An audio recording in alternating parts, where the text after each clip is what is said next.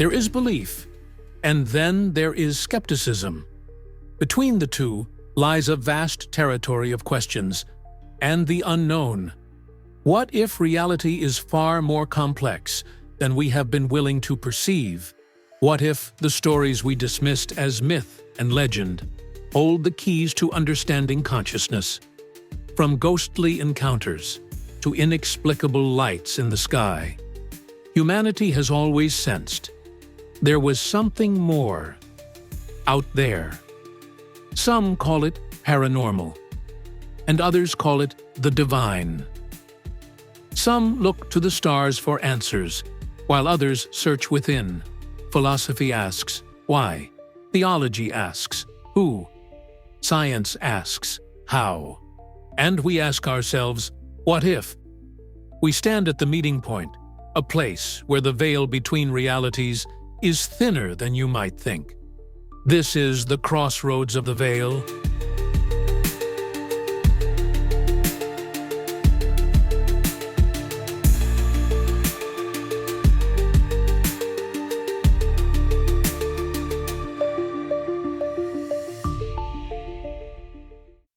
Join us as we travel the shadowed pathways of history, and we dare to ask the questions that humanity has pondered from the beginning.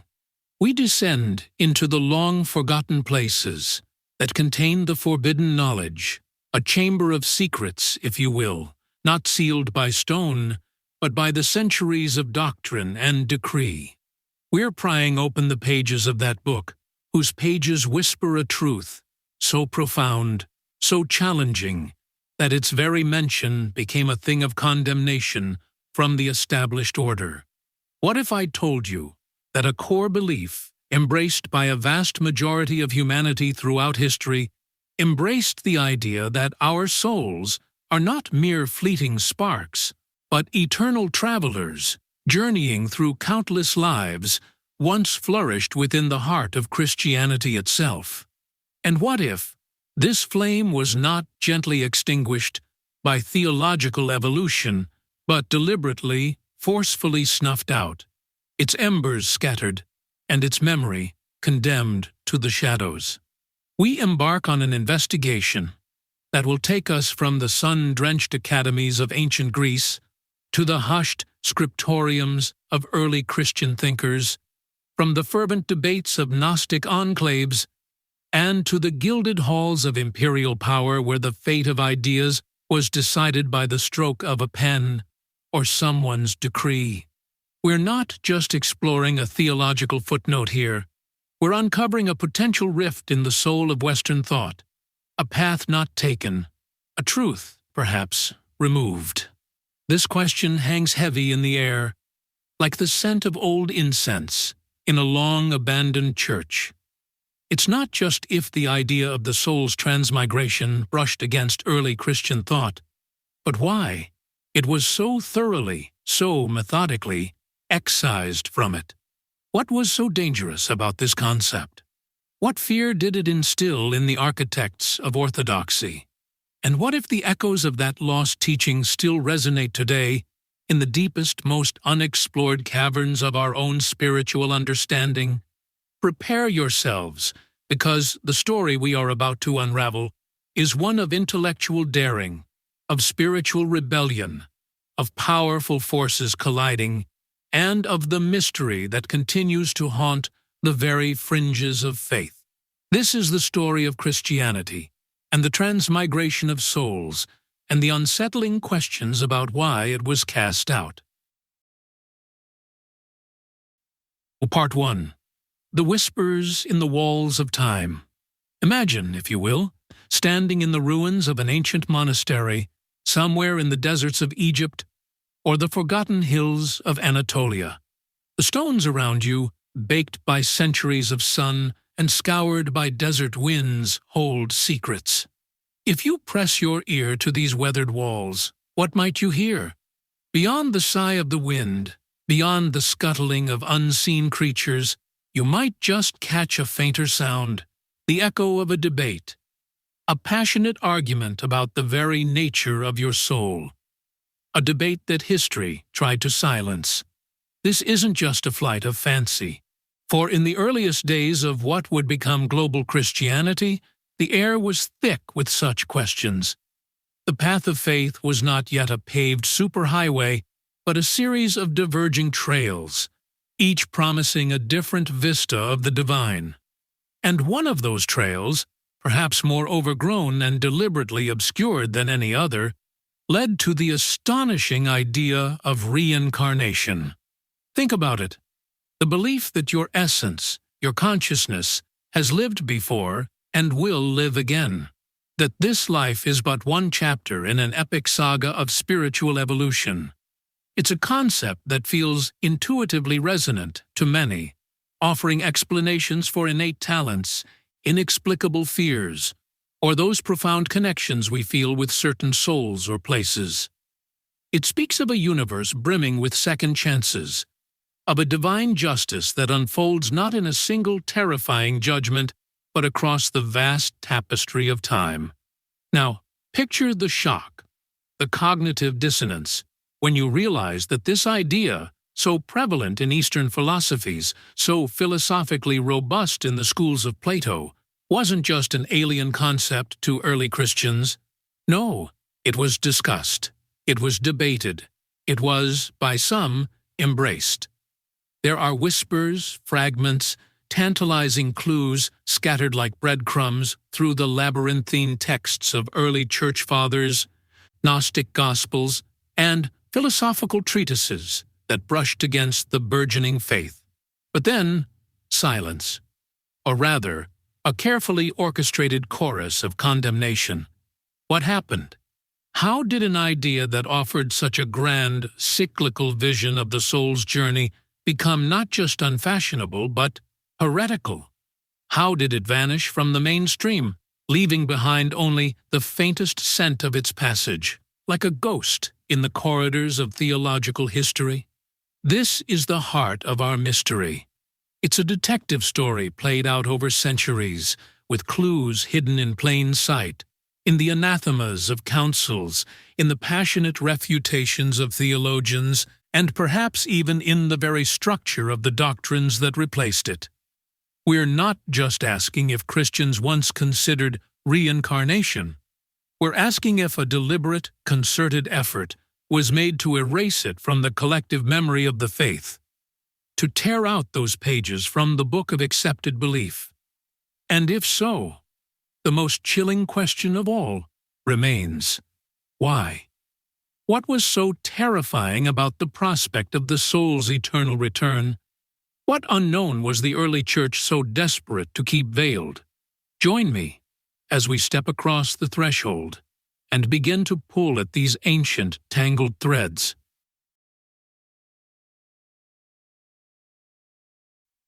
Part 2.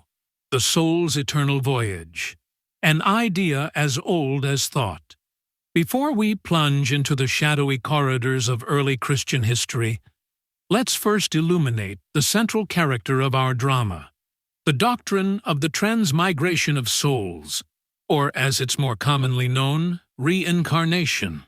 This isn't some fringe notion conjured from the mists of modern New Age thought.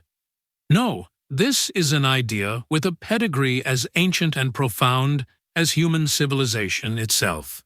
At its core, reincarnation, or metempsychosis, as the ancient Greeks called it, posits a breathtaking concept that the non-physical essence of a living being, the soul, the spirit, the consciousness, call it what you will, doesn't simply wink out of existence upon physical death.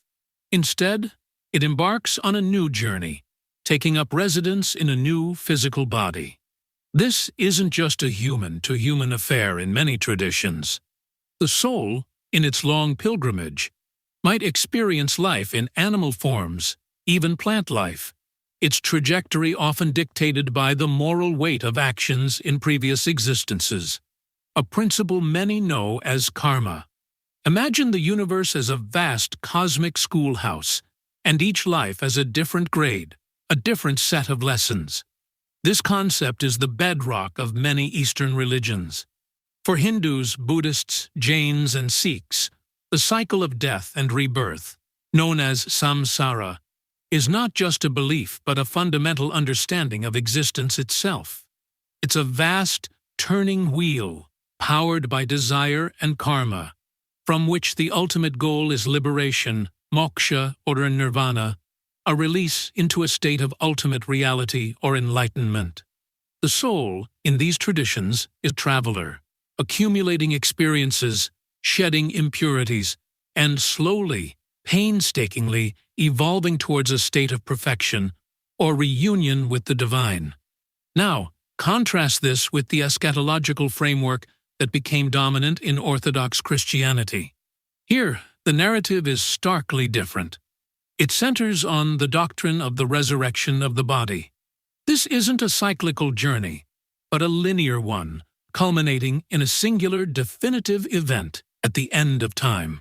At this apocalyptic moment, individuals are to be raised, body and soul, to face a divine judgment. Their eternal fate, communion with God, or separation from Him, is then sealed. One life, one judgment, one eternal destiny.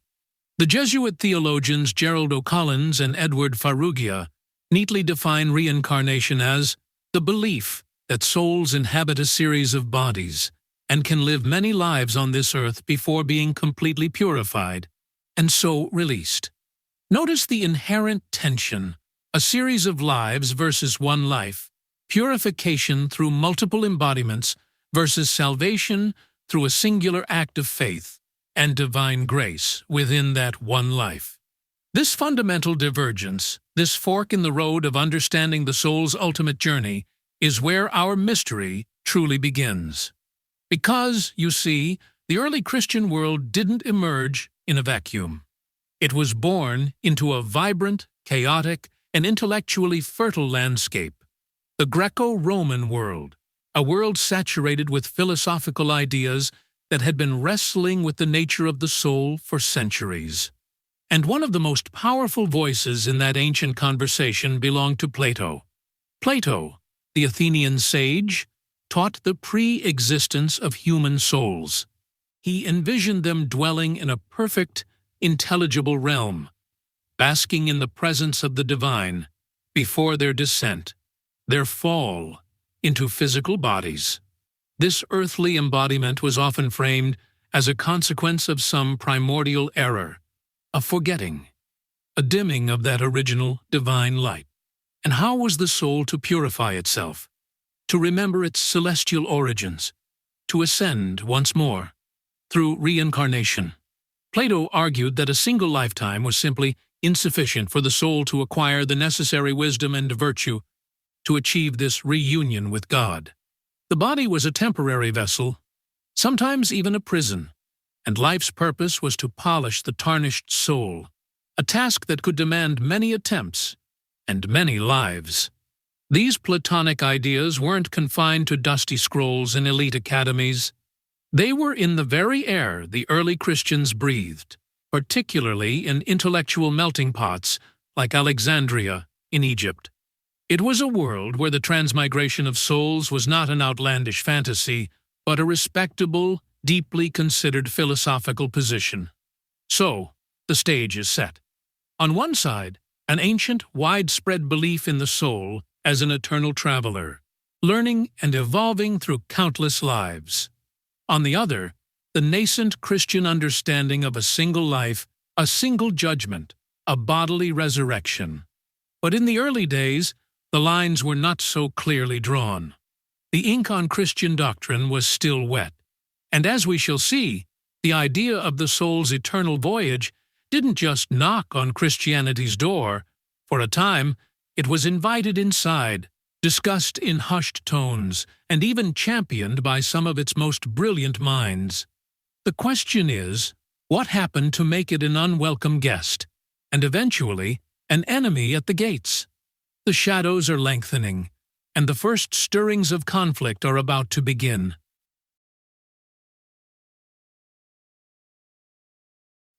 Part 3.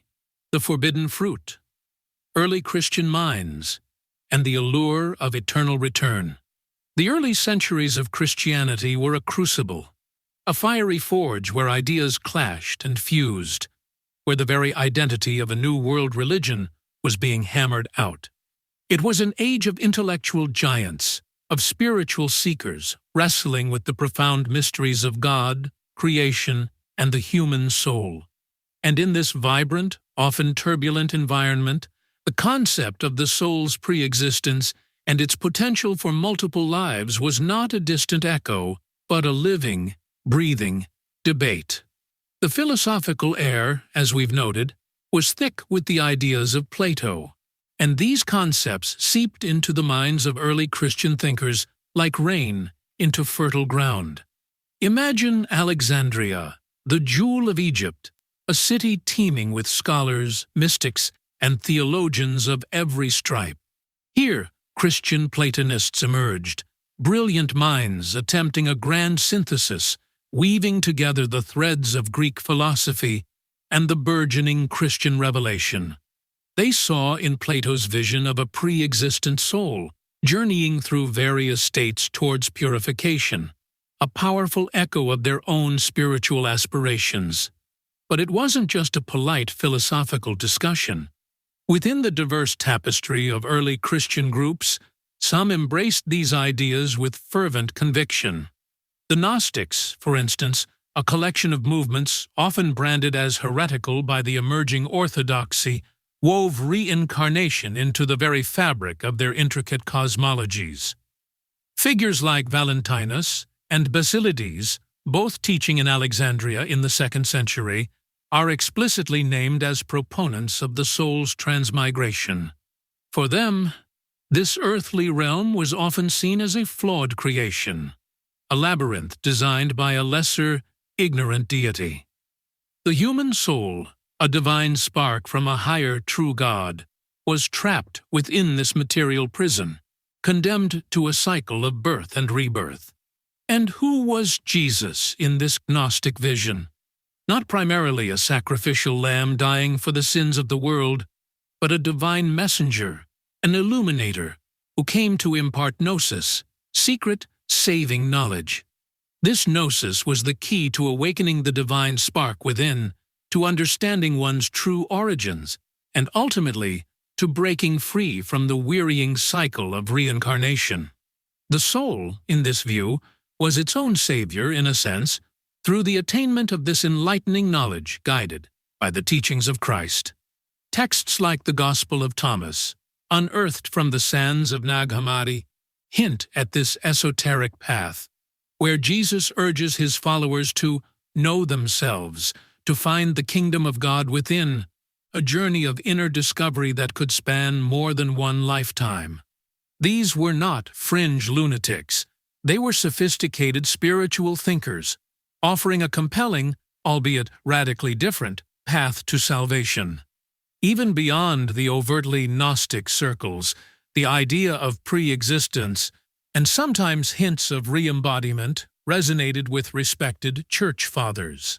Saint Clement of Alexandria, a towering intellect of the late 2nd and early 3rd centuries, and Justin Martyr, a philosopher who embraced Christianity in the 2nd century, are sometimes cited as being open to, or even teaching, the pre-existence of souls.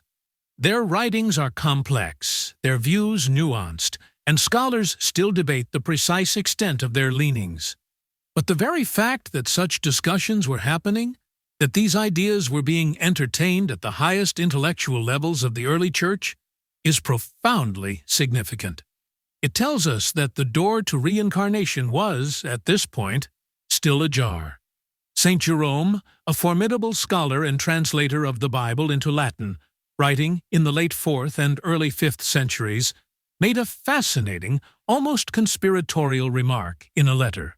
He noted that certain Christian sects in his era taught a form of reincarnation as an esoteric doctrine, a secret teaching imparted only to a select, initiated few, as a traditional truth which was not to be divulged. Imagine that, a hidden stream of knowledge flowing beneath the surface of mainstream belief, a truth considered too potent, too dangerous for the masses. And then there was Synesius of Cyrene, a Neoplatonist philosopher who later became a Christian bishop in the early 5th century.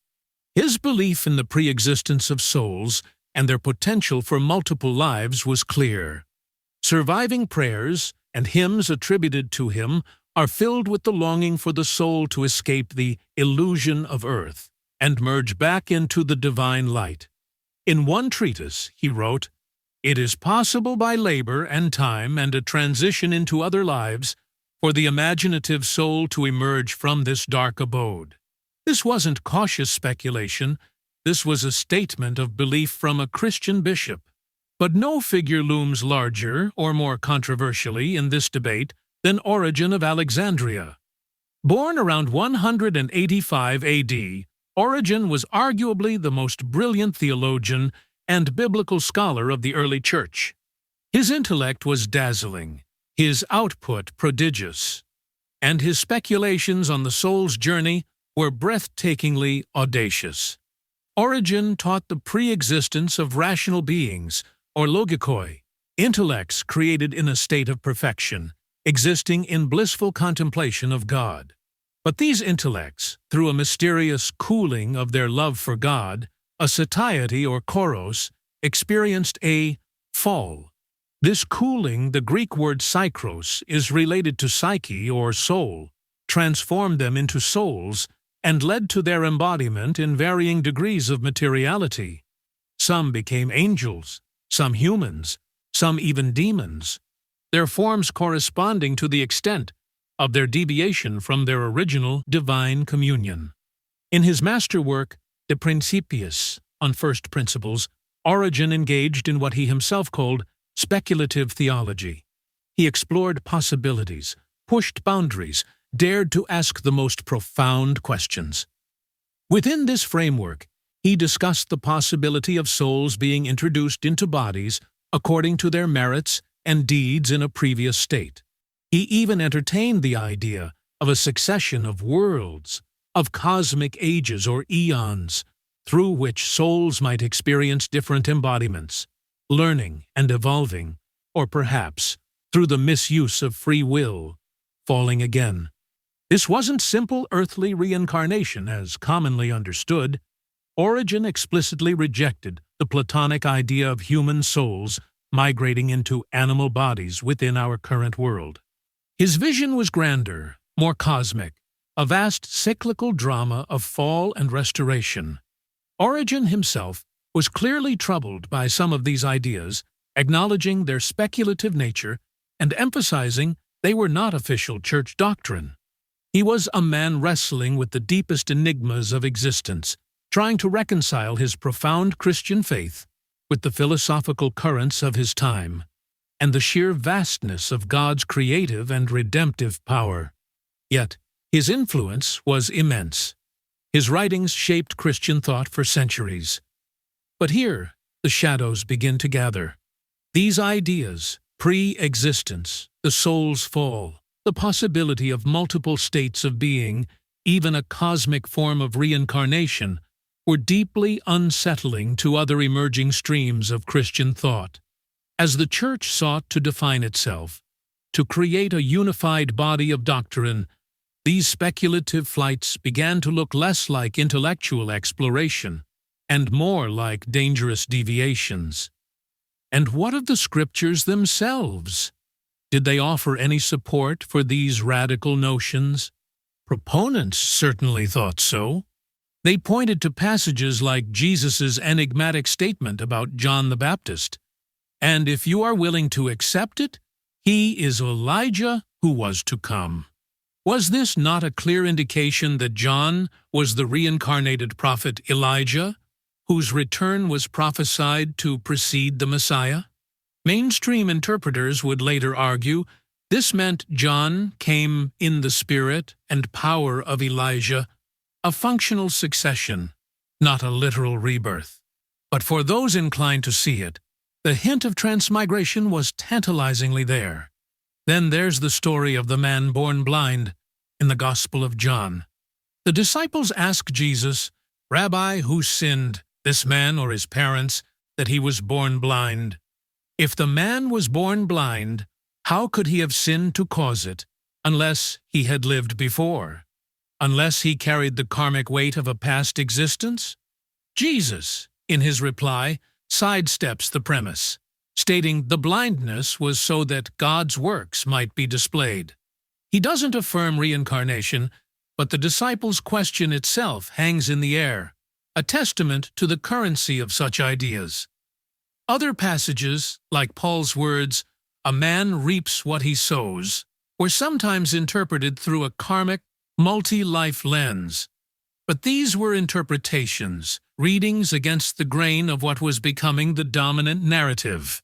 And arrayed against them was the increasingly powerful argument from silence, the fact that the Bible contained no explicit, unambiguous teaching of reincarnation, and verses like Hebrews 9:27, "And just as it is appointed for man to die once, and after that comes judgment. One life, one death, one judgment." A stark, unyielding pronouncement. The conflict was brewing. On one side, a rich tradition of philosophical inquiry, the allure of cosmic justice, the appeal of a grand evolutionary journey for the soul, and the towering intellect of figures like Origen. On the other, the drive for doctrinal clarity, the emphasis on the uniqueness of Christ's redemption, the literal interpretation of bodily resurrection, and the stark finality of a single life leading to an eternal decree. The ground was shifting. The obstacles to the acceptance of reincarnation within Christianity were growing, and the challenges to its proponents were becoming formidable. A storm was gathering on the horizon, a storm that would seek to sweep away these dangerous ideas once and for all. The air crackles with impending confrontation. The turning point is near.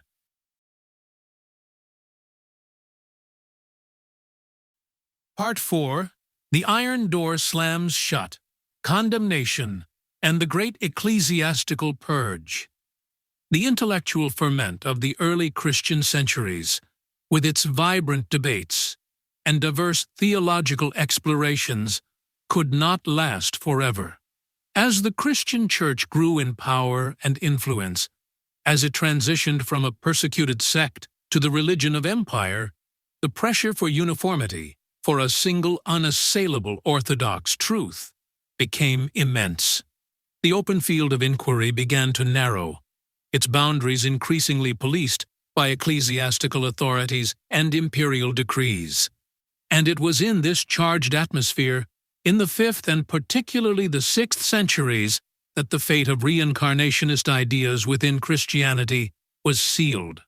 This, fellow travelers, is the turning point, the moment the iron door slammed shut, casting these ancient concepts into the outer darkness of heresy. The theological battle lines had been drawn. Core Christian doctrines, as they were being solidified, presented formidable barriers to the acceptance of reincarnation. The resurrection of the body, for instance. Mainstream teaching, championed by figures like the Apostle Paul, emphasized a future, literal resurrection, not just of the soul, but of a glorified, transformed body, yet one that maintained continuity with the earthly self. How could this be reconciled with a soul that serially inhabited and discarded countless bodies like old clothes? If the soul is an eternal traveler, which body is the body to be resurrected? The very significance of a unique, embodied life seemed diminished by the prospect of endless returns. Early church fathers like St. Ambrose of Milan argued vehemently against the idea of a rational human soul inhabiting an irrational animal, deeming such transmigration unnatural and absurd. Tertullian, with biting sarcasm, questioned why reincarnated souls offered no proof of their prior lives, no lingering habits or memories, and why they always returned as helpless infants, regardless of their age at their previous death. Then, there was the towering doctrine of Christ's unique redemptive act. Orthodox Christianity proclaimed that Jesus Christ's death and resurrection were a singular, unrepeatable, all-sufficient sacrifice for the sins of humanity. Salvation was a gift of God's grace, received through faith in this divine act. But if, as reincarnation often implied, purification and reunion with God were achieved through the soul's own efforts, through a gradual spiritual evolution over many lifetimes, governed by an impersonal law of karma, where did that leave Christ? Did it not, as critics charged, diminish his role, making the soul its own savior? The very economy of salvation, as understood by the emerging orthodoxy, seemed fundamentally threatened. Furthermore, the Christian understanding of sin, grace, and final judgment emphasized the profound moral seriousness of this one earthly life. The verse from Hebrews, "It is appointed for men to die once, and after this, the judgment," became a clarion call. The prospect of an indefinite series of chances, as reincarnation seemed to offer, was seen by many theologians as potentially trivializing sin, dulling the urgency of repentance, and undermining the critical importance of responding to God's grace within the precious, finite span of a single lifespan. And what of the soul's origin? The developing consensus was that each individual spiritual soul was created immediately by God, at a specific point in time, not pre-existing in some celestial pool awaiting rebirth. This doctrine of unique creation reinforced the distinctness of each human person before God, directly contradicting a cornerstone of most reincarnationist systems. These theological incompatibilities were not just abstract debating points. They had real-world consequences, especially as the Church became intertwined with imperial power. Emperor Justinian I, who reigned over the Byzantine Empire in the 6th century, was a man obsessed with unity, political, legal, and, crucially, religious. He saw doctrinal uniformity as essential for the stability and strength of his empire. Dissent was not just a theological problem, it was a political one, and the lingering influence of Origen, that brilliant but controversial Alexandrian, became a prime target.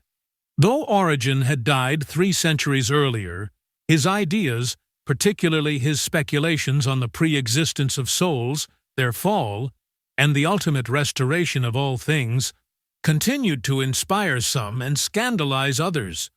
Origenism, as it came to be known, was seen as a dangerous source of heterodox thought. The storm broke in 2 key moments. First, around 543 AD, a local synod, the Home Synod of Constantinople, convened under Emperor Justinian's authority, issued a set of anathemas, formal condemnations, against specific Origenist doctrines. Then, a decade later, in 553 AD, the Second Council of Constantinople, an ecumenical council, though its ecumenicity and the precise nature of its handling of Origenism are still debated by some scholars, was convened again under Justinian's watchful eye. While its primary agenda was to address the 3 chapters controversy, a complex Christological dispute, the shadow of Origen loomed large. This council is recorded as having ratified the earlier condemnations of Origen. And what did these anathemas, these thunderous pronouncements from the heart of ecclesiastical power, actually say? They struck at the very foundations of Origen's speculative cosmology, and by extension, at any theological framework that might accommodate reincarnation. Anathema. I condemned the fabulous pre-existence of souls and the monstrous restoration which follows from it. Fabulous pre-existence.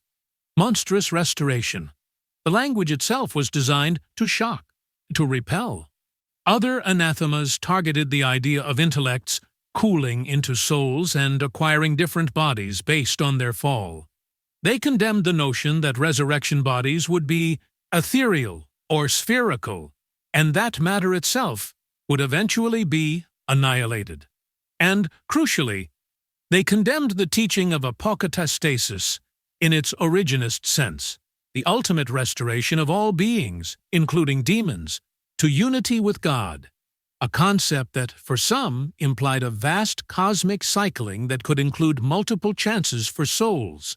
Whether these 15 specific anathemas were formally promulgated by the Ecumenical Council of 553 itself, or primarily by the earlier Home Synod of 543, their impact was devastating and decisive.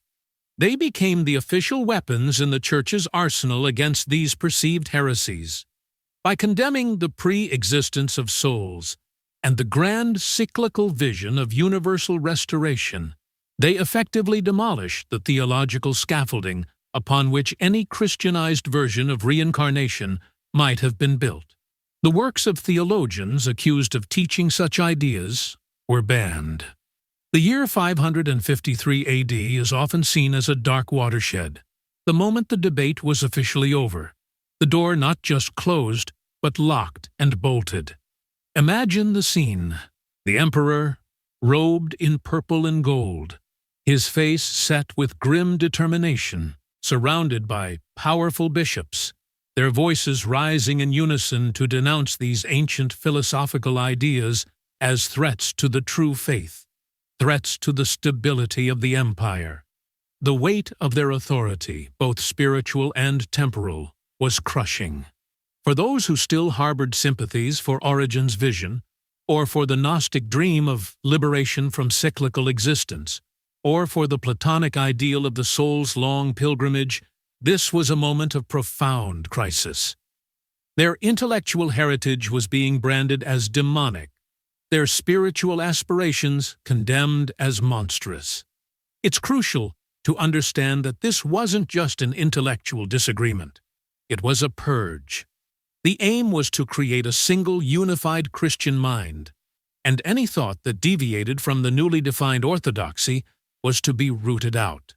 The rich, diverse, sometimes chaotic theological landscape of early Christianity was being systematically cleared, paved over with the flagstones of conciliar decrees and imperial edicts. And what of the persistent claim, the whisper that haunts the fringes of this history, that teachings about reincarnation were deliberately removed from the Bible itself? As we've touched upon, scholars of textual criticism find no evidence for this. The oldest manuscripts, the historical records, simply don't support the idea of a shadowy cabal physically excising verses or books at Nicaea or Constantinople. Origen himself, the man so often linked to these ideas, stated unequivocally that reincarnation is foreign to the Church of God, was not handed down by the apostles, and does not appear anywhere in the Bible. But removal can mean more than just textual surgery. It can mean the systematic marginalization, the theological refutation, the official condemnation, the banning of books, the silencing of dissenting voices. In this broader, more metaphorical sense, reincarnation was removed from mainstream Christianity. It was driven from the sanctuary into the wilderness. The vibrant conversation about the soul's journey that had animated the early centuries was brought to an abrupt, chilling halt. The official narrative was set in stone, and it did not include the eternal return. The iron door had slammed shut, and for centuries it would remain so. The age of open speculation was over. The age of defined dogma had begun, and the mystery of what was lost or suppressed would only deepen in the silence that followed. Part 5. Echoes in the Shadowlands, the subterranean survival of a forbidden doctrine.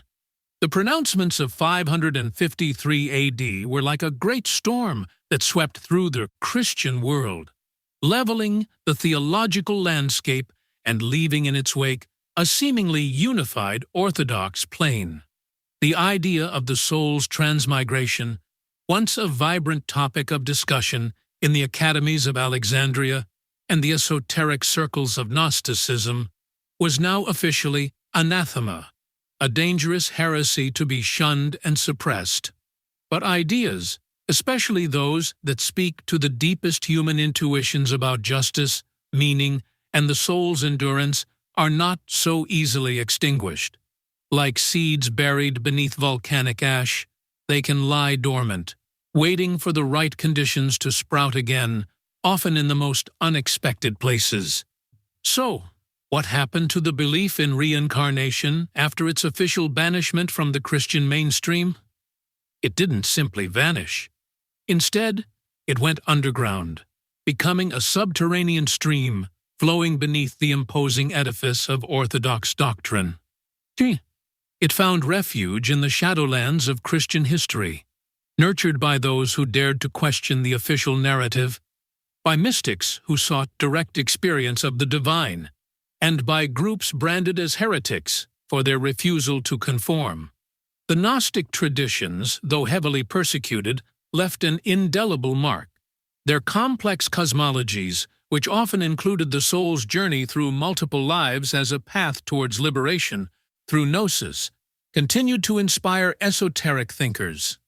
The Manichaeans, followers of the 3rd century prophet Mani, whose religion was a fascinating syncretism of Christian, Gnostic, Zoroastrian, and Buddhist elements, also taught a form of reincarnation. Their influence, though eventually suppressed in the West, spread far and wide, carrying these ideas across cultures.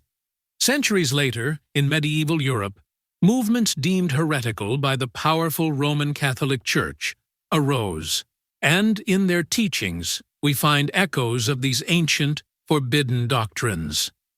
The Bogomils, who flourished in the Balkans from the 10th to the 15th centuries, and the Cathars, also known as Albigensians, who established a vibrant counterculture in southern France during the 12th and 14th centuries, are often cited as holding reincarnationist beliefs. These groups typically espoused a dualistic worldview, a stark contrast between a good spiritual God and an evil or lesser creator of the flawed material world. The human soul, they believed, was a divine spark, an angel perhaps, trapped in the prison of the flesh, seeking release from the cycle of suffering and rebirth through ascetic practices, spiritual enlightenment, and successive lives. The Cathars, in particular, with their perfects, who lived lives of extreme purity, represented a profound challenge to the authority and teachings of Rome, and they were brutally suppressed in the Albigensian Crusade. Yet, their very existence testifies to the enduring power of these alternative spiritual visions. Beyond these organized, though persecuted movements, reincarnation found a home in many esoteric Christian traditions. These are the currents of thought that often emphasize secret teachings, a disciplina arcani, supposedly passed down from the apostles or other enlightened figures, an inner wisdom concealed from the uninitiated. Drawing upon a rich tapestry of Neoplatonic philosophy, Hermeticism, the mystical teachings attributed to Hermes Trismegistus, Jewish Kabbalah, and other mystical sources, these traditions interpreted Christian scripture and dogma through an allegorical and symbolic lens, a lens that could often accommodate and even illuminate the idea of the soul's pre-existence and its journey through multiple incarnations. For them, the literal interpretations of the mainstream church often seemed superficial, a veil obscuring deeper, more profound truths. Fast forward to the late 19th and early 20th centuries, a period of immense spiritual ferment and disillusionment with traditional religious institutions in the West. It was in this climate that movements like Theosophy, founded by the enigmatic Helena Blavatsky, and Anthroposophy, established by her one-time follower Rudolf Steiner, gained significant traction. Both Blavatsky and Steiner explicitly integrated reincarnation and karma as central tenets of their complex spiritual systems. They drew heavily on Eastern religions, particularly Hinduism and Buddhism, but also claimed to be recovering lost or hidden elements of Western esoteric wisdom. including a more mystical, reincarnation-friendly interpretation of Christianity. They argued that the early church had indeed suppressed these truths, and that their movements were, in part, dedicated to restoring this forgotten heritage. Their writings and teachings influenced countless spiritual seekers, artists, and intellectuals, reintroducing the concept of reincarnation to a Western audience on a scale not seen for centuries. These subterranean streams, these whispers in the Shadowlands, demonstrate a crucial point. Official condemnation does not equal obliteration. The human spirit, in its quest for meaning, will often explore pathways that diverge from the sanctioned routes. The questions that reincarnation attempts to answer, questions about suffering, about justice, about the soul's ultimate destiny and its potential for growth, are too profound, too persistent, to be silenced by decree. Imagine these ideas as a kind of spiritual samizdat, passed from hand to hand, from generation to generation, in hushed tones, in coded texts, in secret societies. While the great cathedrals proclaimed a doctrine of one life, one judgment in hidden chapels and quiet studies, a different story was being told. A story of the soul as an ancient traveler, learning, evolving, and returning, again and again, on its long journey home. The official narrative, solidified in the 6th century, had created a theological monolith. But beneath the surface, the old questions, the old ideas, continued to stir. Our story is not one of quiet demise, but of resilient survival, of ideas adapting, transforming, and waiting for a time when they might once again emerge into the light. And that time, as the modern era dawned, was drawing closer. The echoes from the Shadowlands were about to become audible once more, challenging the silence that had reigned for so long. The echoes from the Shadowlands were about to become audible once more, challenging the silence that had reigned for so long. The ground beneath the established doctrines was, perhaps, not as solid as it appeared. Part 6, The Unquiet Grave, Modern Resurrections, and the Enduring Enigma. The 20th and 21st centuries have witnessed a fascinating phenomenon: the partial, often controversial, resurrection of reincarnationist thought within and alongside Western Christianity. The unquiet grave of this forbidden doctrine started to stir.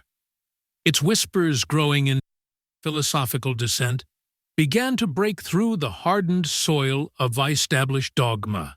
The unquiet grave of this forbidden doctrine started to stir, its whispers growing into articulate, challenging voices. This isn't a full-scale revival within mainstream denominations, far from it. But the questions are being asked anew, with a fresh urgency, fueled by a confluence of factors: increased exposure to Eastern religions, a growing disillusionment with traditional explanations for suffering and divine justice, and the pioneering, often unsettling work of researchers delving into the furthest frontiers of human consciousness. A number of respected Christian theologians and philosophers, individuals working within the Christian tradition but daring to look beyond its conventional boundaries, began to re-examine the doctrine of reincarnation. They asked, is it truly incompatible with Christian faith? Could it, perhaps, even enrich our understanding of God's love, justice, and the soul's ultimate destiny? Geddes McGregor, an Episcopalian priest and distinguished professor of philosophy, became a prominent voice in this re-engagement. In his influential book, Reincarnation in Christianity, A New Vision of the Role of Rebirth in Christian Thought, published in 1978, McGregor didn't just tiptoe around the issue, he tackled it head-on.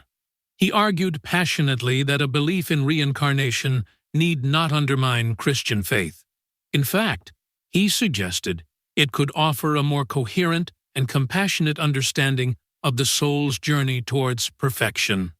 How many of us, he mused, feel that a single lifetime, often cut short or lived under crushing adversity, is truly sufficient for the full moral and spiritual development that God surely desires for His creatures. If God's love is truly infinite, if His desire is for the ultimate fulfillment of every soul, then perhaps a process involving multiple lives, multiple opportunities for learning and growth, is not just plausible, but a more profound expression of divine pedagogy. MacGregor even found a compelling point of connection with the traditional Christian doctrine of purgatory, that intermediate state of purification after death. Could reincarnation, he wondered, be understood as a form of purgatorial experience, a series of embodied classrooms where the soul works through its imperfections on its long road to sanctity? His work was undeniably thought-provoking, a bold challenge to centuries of orthodox exclusion.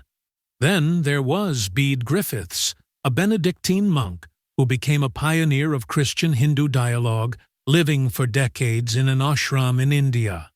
Immersed in the spiritual traditions of the East, Griffiths expressed a conditional openness to reincarnation within a Christian framework. He suggested that, for souls not yet ready to face the reality of God's love at the moment of death, an intermediate state of purification would be necessary. This, he said, could be understood as purgatory, and he explicitly added, possibly some form of reincarnation could be accepted, but it is essentially an intermediate state before one enters finally into the presence of God. For Griffiths, the ultimate goal remained union with the Christian God, but reincarnation could be a compassionate, provisional means by which souls are prepared for that ultimate encounter. And what of the laity, the everyday believers in the pews? Here, the story becomes even more intriguing. Sociological studies and opinion polls, particularly in Western societies, have revealed a surprising statistic.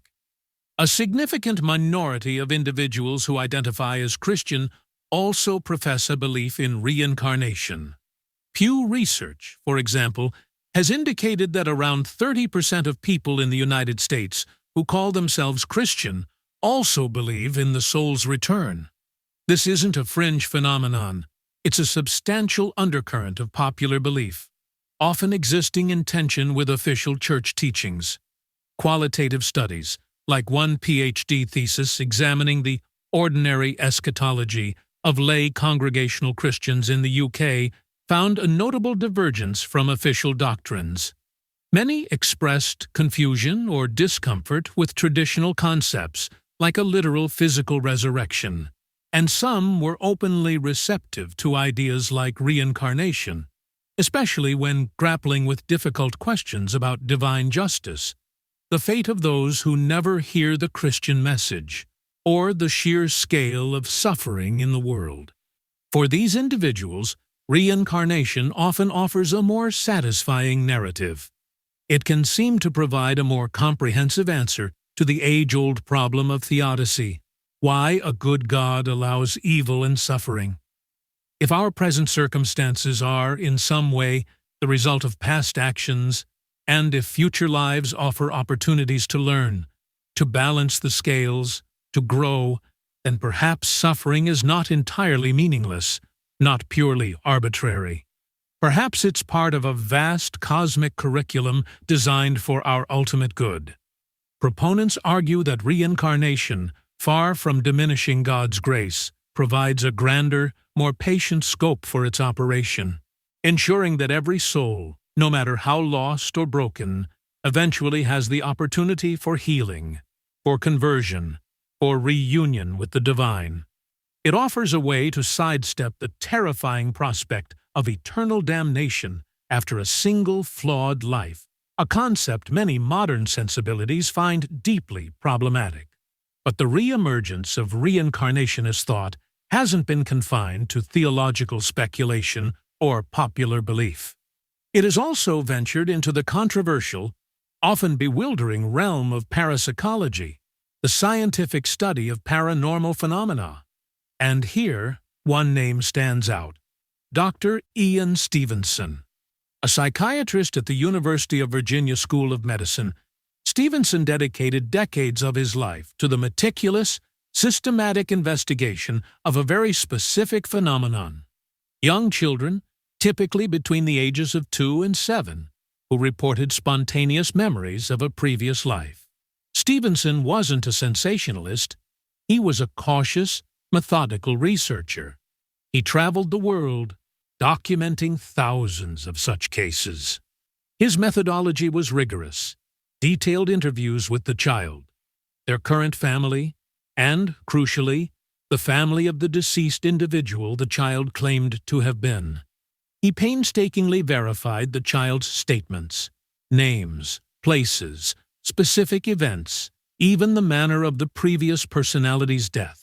He documented unusual behaviors, phobias, or skills in the children that seemed to correspond uncannily to the previous personality. Perhaps most startlingly, he investigated and photographed birthmarks and birth defects on the children that sometimes matched, with eerie precision, wounds, often fatal wounds, on the body of the deceased person identified. His books, like 20 cases suggestive of reincarnation, and the massive 2-volume Reincarnation in Biology, presented a formidable body of evidence. Stevenson himself, ever the careful scientist, concluded that reincarnation was the best hypothesis to explain the strongest of his cases, though he acknowledged his evidence wasn't absolute proof and didn't compel belief. His work, however, sent ripples through both academic and popular circles. For some, it was tantalizing evidence that something profound, something inexplicable by conventional materialist science, was occurring. For others, particularly within the mainstream scientific and theological communities, it remained deeply suspect, anecdotal, open to cultural contamination. Many of his strongest cases came from cultures with pre-existing beliefs in reincarnation, or explainable by other, more conventional psychological or social factors. Other paranormal investigators have explored past life claims, sometimes using controversial techniques like hypnotic past life regression. And consciousness studies, particularly those dabbling in the mind-bending world of quantum physics, have offered highly speculative theories about how consciousness might exist independently of the brain, potentially allowing for its survival beyond death and its transfer to a new life. Some researchers even speak of the mind as a form of quantum mechanical wave that could, upon the body's demise, discard its old association and will a new physical form into existence. So where does this leave us? We have the official stance of most major Christian denominations, a firm rejection of reincarnation, rooted in centuries of theological development and conciliar decree. We have the scriptural interpretations that emphasize one life, one judgment, one resurrection. But we also have the persistent, recurring appeal of reincarnation, its ability to address deep existential anxieties and offer a vision of cosmic justice and boundless opportunity for soul growth. We have respected theologians and philosophers cautiously reopening the conversation. We have a significant portion of self-identified Christians who privately embrace the idea. And we have the provocative, unsettling data from parapsychological research, hinting at mysteries of consciousness that we are only just beginning to comprehend. The resolution, if there is one, is that there is no simple resolution. The removal of reincarnation from mainstream Christianity in the 6th century was a historical event with profound consequences, shaping the spiritual landscape of the West for over a millennium. But it did not, and perhaps could not, entirely extinguish the questions that reincarnation sought to answer, nor the human intuition that the soul's journey might be far grander, far stranger, and far more ancient than we have been officially taught. The grave of this forbidden doctrine remains unquiet, its secrets still whispering to those who dare to listen at the crossroads of the veil. The tension between established faith and the lure of the eternal return continues to define a fascinating and perhaps crucial frontier of spiritual inquiry. Part 7. Questions at the Edge of Forever. And so our journey through the shadowed history of reincarnation and Christianity draws to a close. We've traced its philosophical roots, witnessed its fleeting embrace in the early church, stood at the dramatic turning point of its condemnation, and followed its subterranean survival into the modern era, where it continues to challenge, provoke, and inspire. What are we to make of this complex, often contradictory story? The official pronouncements of history are clear. For mainstream Christianity, the path of reincarnation is a road not taken, a door firmly closed. The theological architecture of sin, grace, redemption through Christ, and a singular bodily resurrection stands as a formidable fortress against the cyclical tides of rebirth. Yet, the human spirit is a restless explorer. The questions that fueled the ancient belief in transmigration still burn within us. Why is there so much suffering, so much apparent injustice? Is this one, brief, often bewildering life all we get to learn the profound lessons of existence? What of the countless souls who lived and died without ever hearing the specific messages deemed essential for salvation by particular traditions? Does a truly loving and all-powerful divine source not possess a grander, more patient, more inclusive plan for the ultimate fulfillment of all its creatures? The narrative of removal, as we've seen, is not a simple tale of conspiratorial monks excising pages from holy books. It's a far more nuanced and, in many ways, more chilling story of how dominant ideas are formed, how orthodoxy is constructed, often through the systematic marginalization and condemnation of alternatives. The intellectual and spiritual diversity of early Christianity, a period of vibrant, sometimes wild speculation, was gradually channeled, narrowed, and solidified. What was lost in that process? What insights, what perspectives, what understandings of the soul's vast potential were sacrificed on the altar of uniformity? The hypotheses for further research that emerge from this investigation are not mere academic exercises. They are invitations to continue pulling at these threads, to keep asking the uncomfortable questions. Could a deeper dive into the socio-political machinations of the 6th century reveal that the condemnation of Origen's soul doctrines was driven as much by imperial ambition and the need for a simplified, controllable state religion as by pure theological reasoning? Was the fear of reincarnation less about its spiritual implications and more about its potential to foster independent thought, to decentralize spiritual authority, to make the individual soul, in its long journey, less dependent on institutional intermediaries? What if we were to re-examine the very concept of resurrection in its earliest Christian contexts before it was rigidly defined?